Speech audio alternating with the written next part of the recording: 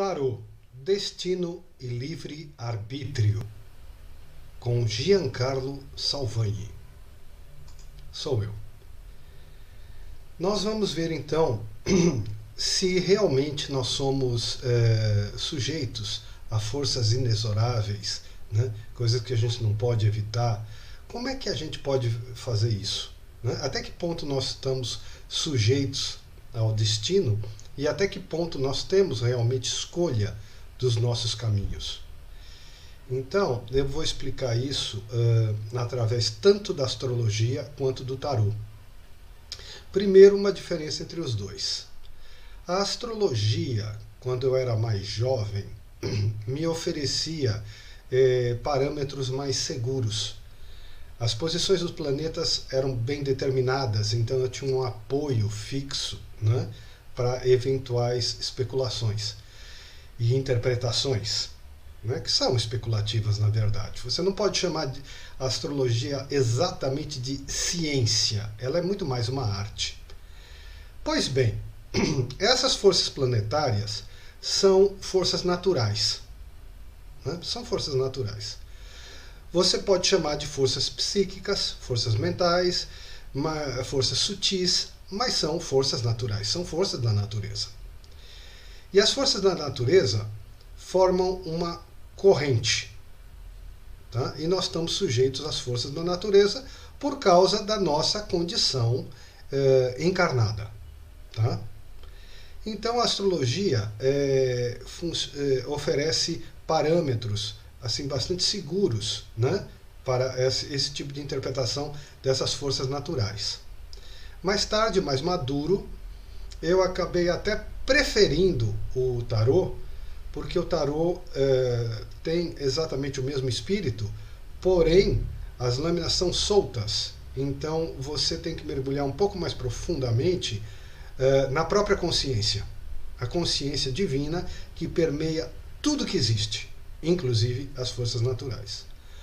Porém, no mundo das forças naturais, as forças são um pouco cegas, porque o mundo material, dizem os grandes autores, né, como o Eckhart Tolle, o Joel Goldsmith, Yogananda, Ramana Maharishi, Masaharu Taniguchi, que este mundo material é um mundo de ilusão.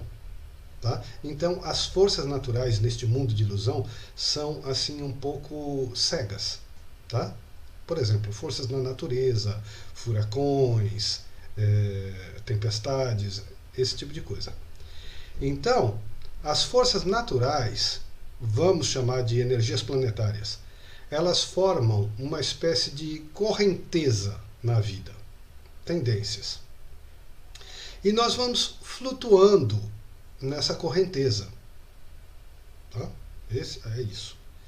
Flutuando nessa correnteza, por causa do nosso estado ilusório, do nosso estado de inconsciência, nós somos arrastados pela correnteza.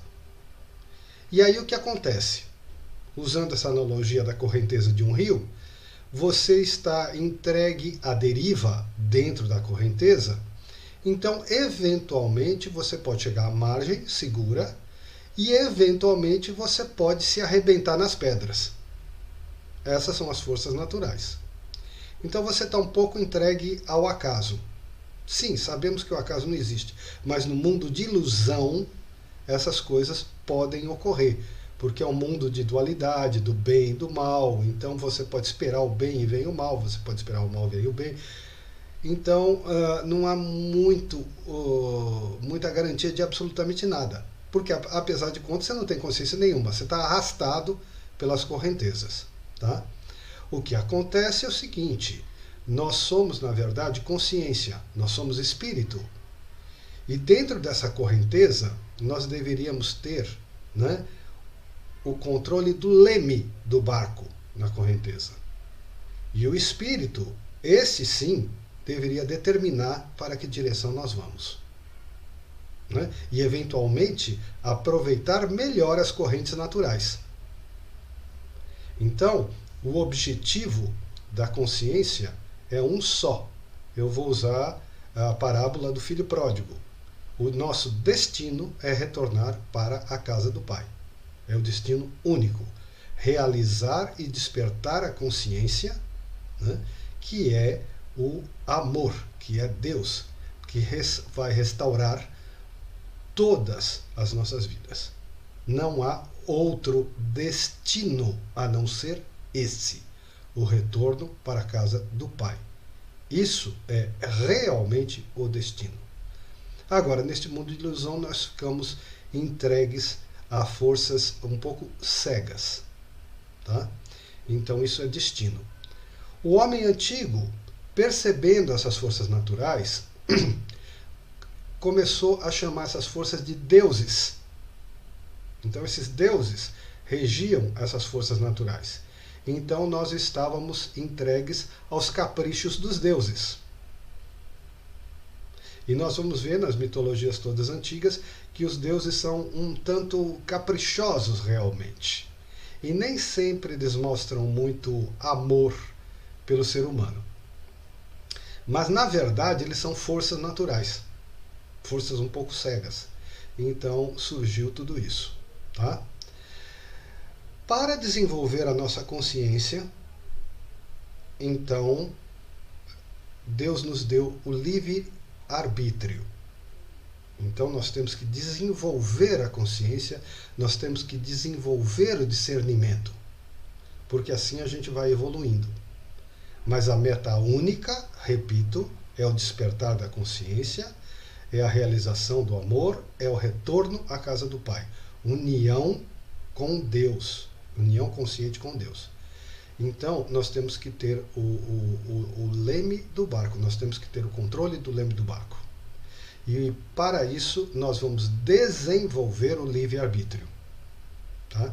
Então, o livre-arbítrio é fundamental. Então, vamos falar de tarô. Você está numa fase da vida em que você está confuso ou confusa e não sabe muito bem enfrentar a situação. Você vai procurar um tarólogo e você espera uma resposta, um rumo, uma solução para o seu problema, não vai encontrar. Tá? Não vai encontrar. Porque você não pode caminhar com as pernas de outra pessoa. Então não é essa a função do tarólogo. A função é esclarecer a situação, ver algumas dessas forças naturais que a gente não está conseguindo enxergar, ter um quadro um pouco melhor, analisar possíveis consequências que o nosso discernimento fraco não considerou, tá? E aí, então, diante de um quadro mais claro, movido pela inspiração divina, que é a própria consciência, então nós tomaremos a nossa decisão. Se o trabalho do tarólogo for realmente bom, ele é consciência. E o consulente é consciência. Só existe uma consciência, que é a consciência divina. Então, se a conexão for boa, o que vai acontecer é que o consulente vai acabar ouvindo a própria consciência, que é uma só. Então, o tarólogo será apenas instrumento da própria consciência divina para dar inspiração ao consulente. Inspiração é um dom que vem diretamente de Deus. Então, assim se estabelece a consulta, o oráculo. Tá? Mas, a partir de então, você terá que dar os passos por você mesmo. Você pode chegar à conclusão que o ambiente é mais favorável ou menos favorável, e você pode decidir se você vai enfrentar mesmo assim ou se você vai seguir outra estratégia. Mas as pernas que andam são suas. Então, você depender de um astrólogo ou de um tarólogo para conduzir a sua vida é realmente o fim, porque você abriu mão da sua autonomia, da sua caminhada espiritual, do seu progresso espiritual, para viver da consciência ilusória, mundana, de uma outra pessoa. Porque nesse caso, se você transferiu e delegou o poder da consciência, não é mais a consciência divina, é a consciência humana, ego. Tá? Então, não é isso a consulta de tarô. A consulta de tarô é uma inspiração divina, uma orientação divina, mas você vai ter que decidir. Isso se chama livre-arbítrio. Tá? Uma vez com um quadro mais claro, então aí você toma a sua decisão aonde você quer ir. Se você, dentro da correnteza, quer chegar na margem segura, ou se você quer arriscar ir na direção das pedras. Pode ter uma cachoeira, mas você vai ter que decidir. Isso é discernimento e nós vamos evoluindo às custas desse discernimento. Tá? Então, o livre-arbítrio é uma necessidade para a condição humana, para o desenvolvimento da sua consciência. Então, se você espera uma solução de um tarô ou de um mapa astrológico, então você está equivocado. Tá? E você não vai conseguir um bom resultado. Agora, se você quer esclarecimento e inspiração para tomar uma decisão melhor, aí sim, aí será uma ajuda muito valorosa. Tá? Porque você se abre para a sabedoria divina que está dentro de você. Né? Então, unido à consciência do tarólogo, então isso acontece. Eventualmente, numa consulta, a conexão pode não ser boa. Então seria bom fazer novamente tudo outro dia, né? Porque não aconteceu aquilo que a gente chama de inspiração. A consciência não se elevou o suficiente para entrar em estado de união. Tá? Isso tem que acontecer. Isso tem que acontecer. Isso depende um pouco do estado do tarólogo, de elevação de consciência, e depende também do estado de receptividade do consulente também. Tá? Então, o livre-arbítrio é uma necessidade e o destino é uma ilusão. São forças cegas às quais nós nos entregamos por causa do nosso estado de ignorância e de inconsciência. Então era isso que eu tinha para dizer a vocês. No entanto, nós temos mais uma questão assim bastante polêmica. Será que o livre-arbítrio realmente existe? A pergunta é menos ingênua do que parece. Deus é onisciente. Ele sabe absolutamente tudo e sabe qual será a nossa escolha. Então, o livre-arbítrio tem que ser considerado de dois pontos de vista.